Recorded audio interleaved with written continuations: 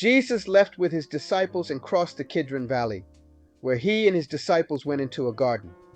Judas, who betrayed him, guided a detachment of soldiers and officials from the chief priests and Pharisees. Jesus asked them who they wanted, and they replied that he was Jesus of Nazareth. Jesus told them that if they were looking for him, they should let these men go.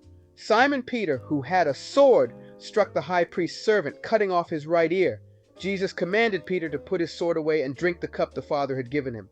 The detachment of soldiers and Jewish officials arrested Jesus and brought him first to Annas, the father-in-law of Caiaphas, the high priest that year.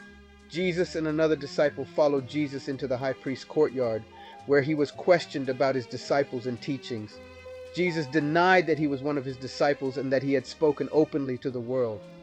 A high priest's servant challenged him about seeing him with him in the garden, but Peter denied it.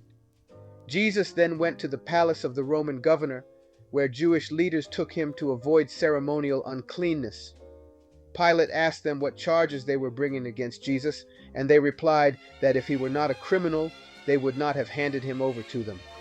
Pilate said they would take him yourselves and judge him by their own law, but they objected, as they had no right to execute anyone. Jesus then asked Pilate if he was the king of the Jews, and he answered that his kingdom is not of this world. Jesus explained that his purpose was to testify to the truth, and that everyone on the side of truth listens to him. Pilate then went out to the Jews gathered there and said that he found no basis for a charge against him, but that it was customary for him to release a prisoner at the time of the Passover.